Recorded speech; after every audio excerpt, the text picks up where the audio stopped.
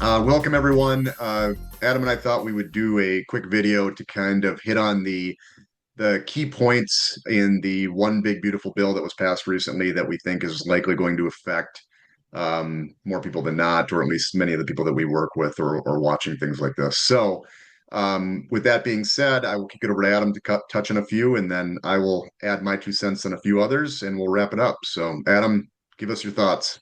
Yeah, absolutely, Andy. So, as the bill passed and went through, some of the big changes I think people are going to take notice of.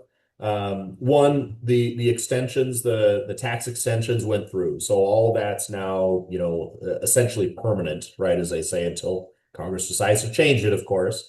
But there's certainty for business going forward and for individuals. So we're seeing some of that work its way through in the markets as Tax well. brackets you're talking about. Yeah, absolutely. So the Yep. tax brackets and all that are kind of made permanent at that point. Some of the other things that did change, so the standard deduction, some cool things happened around there. So, over 90% of the country, I think, takes the standard deduction. So this is a big deal. So the standard deduction for individuals is now $16,100 a year, which is substantial. And then for married couples, it is $32,300 a year. Um, the other thing that's changed along with the standard deduction is going along with that is even if you take the standard deduction now, you can have money that you can deduct what's called below the line, so below the standard deduction for charity. And that's basically $1,000 a person is how to think about that. Would be $1,000 for a single person can deduct now off their taxes, even if they take the standard deduction, and that has to be cash to a charity, can't be a donor advised fund or something like that. And it's 2,000 for a married couple within there. So those are the kind of the big three things off the bat that deal with tax rates permanent, the standard deduction, and then the giving to charity. A new thing that has been brought out this is completely a new thing, and this is the government is now opening accounts for new children that are born in the United States. And we did get some clarification on this because this is really new. There's not a system really set up for this yet. They're anticipating to have this system set up in mid 2026. Now, of course, the government shutdown we're going through now may delay that, and it is government, so it takes a little time. But what that means is that they're going to deposit $1,000 into an account. The government is, so the taxpayer for every child born, basically, essentially after January 1st, 2025.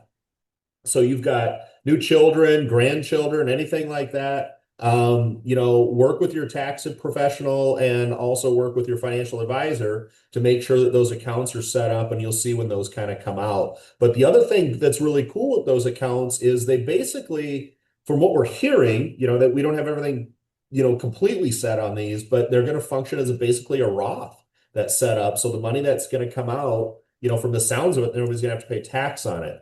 The other neat thing is you can put in, it looks like up to, $5,000 a year into these accounts. The parents can, or grandparents, or, different, agencies can put money in there too. So up to 5,000 a year. It looks like there might be income phase outs down to 3,000, that type of thing. But those accounts can substantially grow. And then there are ways that those in the current code can be used by those individuals once they, want to take money out to buy a house, or, pay off, I think student loans might be in there, that type of thing. But other than that, it's all for retirement. And then if you take it out for something other than those before you're 59 and a half, there would be a penalty. But after 59 and a half, that money's there for retirement.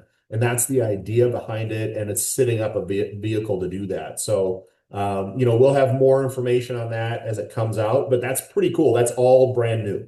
So, One, um, we always push people to start saving as early as possible, and you can't start much earlier than birth. So no, that's no, that's that's pretty for good. sure. Yeah, that's a good So point. That's a good point. good. I'll touch on just a couple really quick before we wrap up. First one, obviously, that got a ton of news as it was being discussed is the no tax on tips rule. And that also is set up somewhat temporary right now, where it's created a this this tax rule through basically 2025 to 2028, and it introduced basically a qualified overtime deduction, a tax or a no tax on tip deduction. And the IRS does have some guidelines on who qualifies and what, everybody isn't just going to now all of a sudden be able to qualify their income as tips, obviously. So there is some um, wording or language and what qualifies you. And I also believe that there is going to be a maximum deduction limit of somewhere around, I think it's 25,000 if I'm recalling it correct. But I think so. that is also going into place. I believe that's in place for this year. So when you're filing taxes for next year, you're going to be able to take that deduction if you qualify for those. Awesome. The last two I'll just touch on briefly are more business related for our small business owners out there. The first one they may have heard of is basically a change, a big expansion to expensing and depreciation, 100% bonus depreciation, what's often called a Section 179 expensing limit. But essentially, what it's going to do is allow small businesses to deduct um, or expense essentially capital improvements immediately or all in one year rather than stretching that over time. And there's obviously, ways that you have to qualify for this. The IRS has its own code for how this works, but that's can be a big deal or a big boost to expansion and infrastructure and growth in a business. The last one is the restoration of the essentially the domestic R&D tax credit. So that one is Section 174A, where basically encouraging or rewarding research and development in domestic firms and being able to get tax credits for what is being spent there. A lot of times people think of that as tech and whatnot, but it's big. It's a big deal in manufacturing as well. So my biggest with both of those, I would tell everyone obviously consult your tax advisor, consult the person who you're working with regularly that's doing your books and your tax returns to see if you qualify for those or if that would be something that's beneficial. But those can be big deals for business, in especially as we're looking to encourage growth and expansion across the board. So Yeah, yeah. absolutely. And I think you said it really well is, obviously we're not going in depth on any of these topics, but if something on here, piques your interest or you think this might be something that you want to look at or spread the word to people consult a tax advisor, right?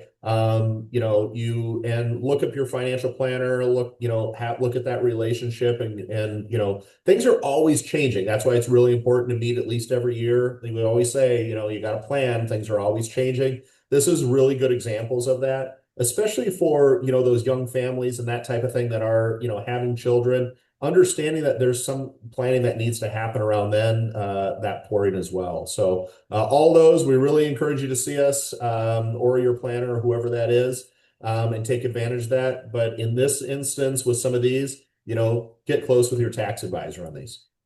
Right. I So mean, the purpose for this is for us to just give you some general info for today so that you can hear about it and maybe that triggers something for you to remember. So when you can ask that person, hey, does this apply to me? Is this something that I should be looking at? Because I heard about X, right? And so that is, knowledge is power, right? And so being able to utilize some of these things, they can make big differences over time. yeah, especially when you're coming to the end of the year and this is when a lot of the charitable giving kind of comes in and stuff like that. So, just think about it, run your numbers and forecast for 2026 as well, right? So knowing that all of that has kind of changed a little bit within there. So Andy, appreciate the time as always. And thank you guys for watching our video, and of course do the like, subscribe thing depending on what platform you're on.